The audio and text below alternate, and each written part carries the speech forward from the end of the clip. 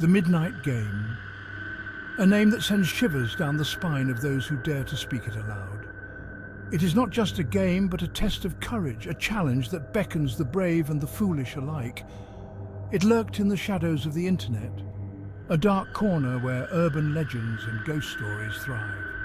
A place where the line between reality and fiction blurs, and the unknown beckons with a sinister smile. A whispered dare passed from one thrill-seeker to another like a secret too dangerous to be spoken aloud. It was a challenge that promised more than just a scare. It promised an encounter with the supernatural. A ritual, some claimed, to awaken something ancient, something hungry. A force that had slumbered for centuries, waiting for the foolish and the brave to call it forth. The instructions were simple, yet the consequences were anything but. We scoffed, of course, just a silly game, we thought. A way to pass the time and laugh at our own fears. But deep down, a part of us wondered if there was more to it. If the stories were true, and if we were about to step into a world we were not prepared for. But something about it, the sheer audacity of it, drew us in. The idea that we could face something otherworldly and come out unscathed was too tempting to resist. We were young, invincible, and eager to prove our bravery. We, a group of friends bored with the mundane, decided to tempt fate. The routine of our daily lives had become a cage, and we longed for something to break the monotony. The Midnight Game was our escape, our chance to feel alive. It promised a night of adrenaline, a brush with the unknown. The thrill of stepping into the darkness, of facing our deepest fears, was intoxicating. We were drawn to it like moths to a flame, unable to resist the lure of the forbidden. We craved the excitement, the thrill of fear itself. The idea of confronting something beyond our understanding was both terrifying and exhilarating. It was a chance to test our limits, to see how far we could push ourselves before we broke. Little did we know, the game had its own plans, its own brand of terror waiting to unfold. It was not just a test of courage, but a test of our very souls. The Midnight Game was more than just a game. It was a doorway to a world of darkness and despair. As we gathered on that fateful night, a knot of anticipation and dread tightened in our stomachs. The air was thick with tension, and every creak of the floorboards sent shivers down our spines. We were about to step into the unknown, and there was no turning back. The air crackled with nervous energy, a tangible shift as we stepped across the threshold of the ordinary and into the realm of the unknown. The room seemed to close in around us, the shadows growing darker and more oppressive. We were no longer just a group of friends. We were participants in a ritual that could change our lives forever. We lit the candles, their flickering flames casting eerie shadows on the walls. The instructions were clear. We had to follow them to the letter, or risk facing the wrath of whatever we had summoned. The atmosphere was charged with a sense of impending doom, and every second felt like an eternity. We held hands, forming a circle, our hearts pounding in unison. The ritual had begun, and there was no turning back.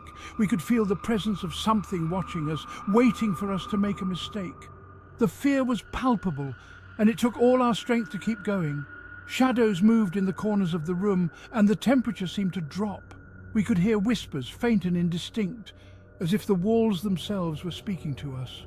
The line between reality and the supernatural blurred, and we were no longer sure what was real and what was not. Our faces showed a mix of fear and determination. We had come this far, and we were not about to back down. The Midnight Game was testing us, pushing us to our limits, and we were determined to see it through. But as the night wore on, we began to realize that we were in over our heads. Strange things began to happen. Objects moved on their own, and we could feel a cold, clammy presence brushing against our skin. The whispers grew louder, more insistent, and we could no longer ignore the feeling that we were not alone. The game had taken on a life of its own, and we were at its mercy.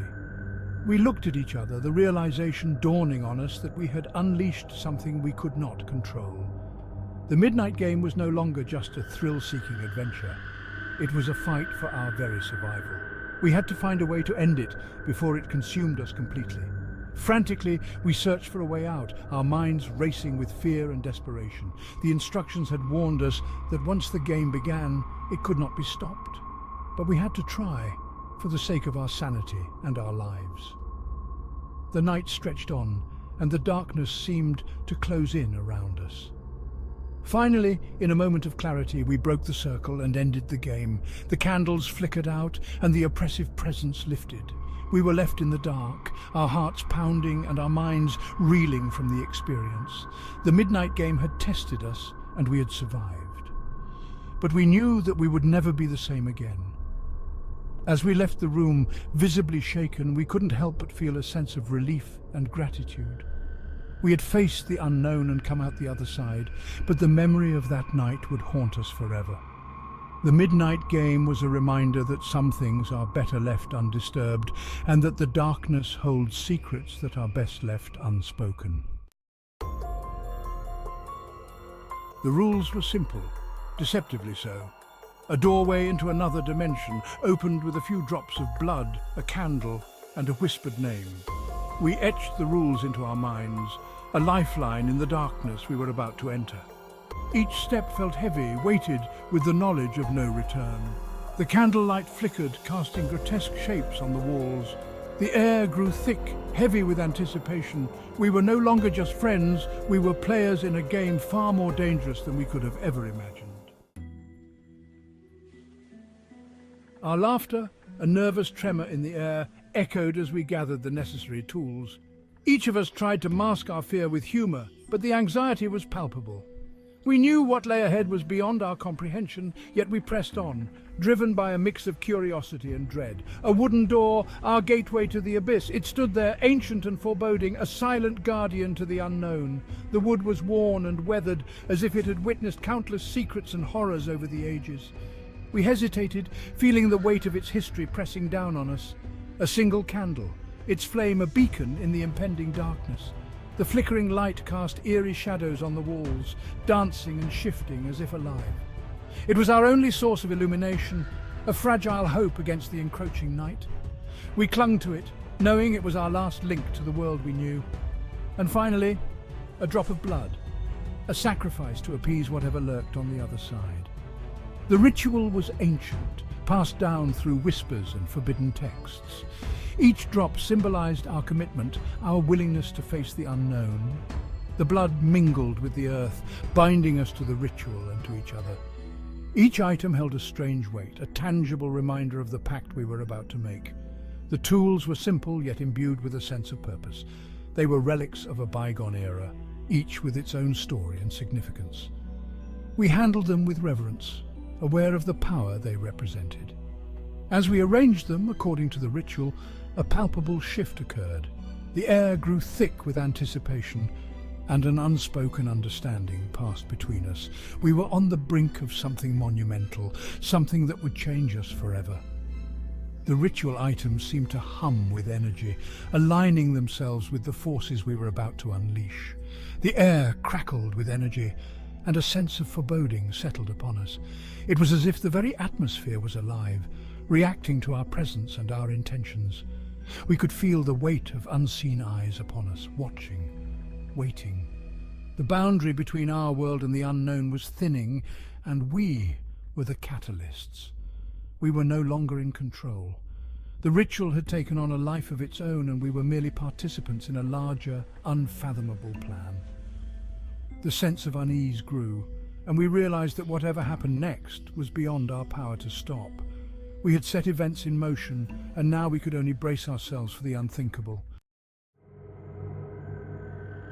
The game began at the stroke of midnight.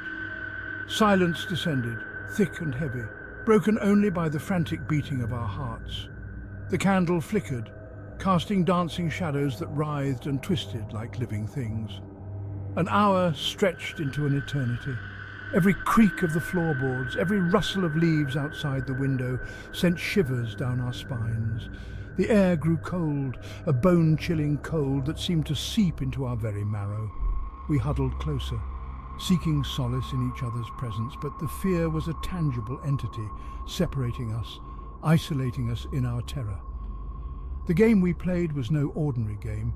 It was a test of courage, a challenge to confront our deepest fears. The rules were simple, yet the stakes were unimaginably high. We had to navigate the house room by room, each space more foreboding than the last.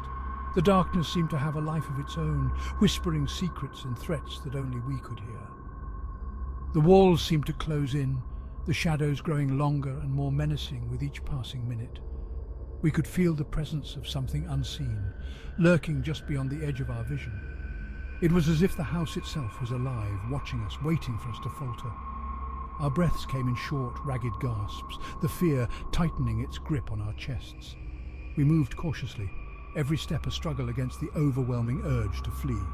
The floorboards creaked under our weight, each sound amplified in the oppressive silence. The candlelight flickered, casting grotesque shapes that seemed to mock our fear. We clung to the fragile light, knowing it was our only defense against the encroaching darkness. Time lost all meaning as we wandered through the labyrinthine corridors. Minutes felt like hours, and hours like days. The fear was relentless, a constant companion that gnawed at our resolve.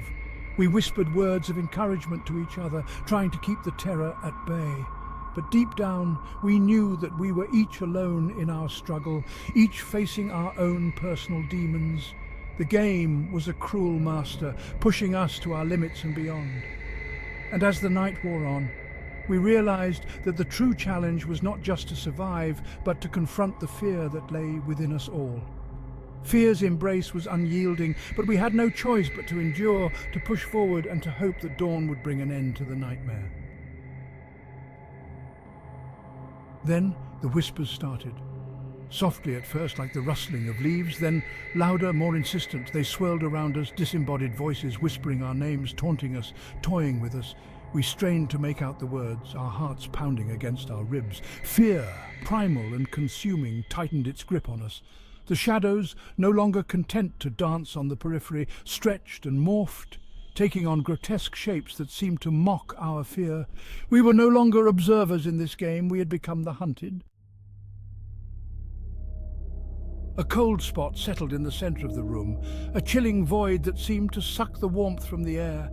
The candle flame, our only source of light, sputtered and waned, threatening to plunge us into absolute darkness. Panic welled up inside me, threatening to consume me.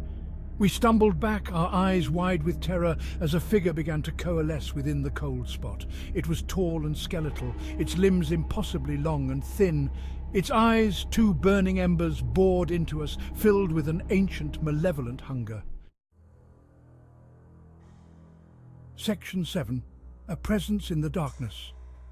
The figure took a step towards us, and the air crackled with static electricity. We were frozen in place, our bodies screaming at us to run, but our minds paralyzed by terror. The stench of decay filled the air, choking us, suffocating us. It spoke then, its voice a guttural rasp that seemed to emanate from the depths of our nightmares. It spoke of things unseen, of ancient pacts and forgotten gods. It spoke of our deepest fears, our darkest desires, laying them bare for all to see.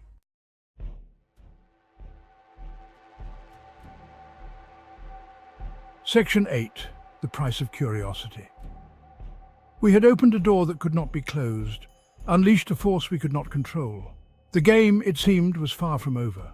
The entity vanished as quickly as it had appeared, leaving behind a chilling silence that was more terrifying than any scream. We were left to face the consequences of our actions, to live with the knowledge that we had peered into the abyss and the abyss had peered back. Section 9. A Warning Unheeded. The Midnight Game, a silly internet dare? No, it is a portal, an invitation to something ancient and evil. Heed my warning, dear reader, resist the temptation to tempt fate. For the shadows hold secrets best left undisturbed, and some games are not meant to be played. The price of curiosity, as we learned, can be far too high. Section 10. Don't tempt fate. Turn away from the whispers in the dark. Choose the safety of the mundane over the allure of the unknown. Remember our experience, our brush with the abyss. The Midnight Game is not a game, it's a nightmare waiting to ensnare you. Don't let it claim you as its next victim.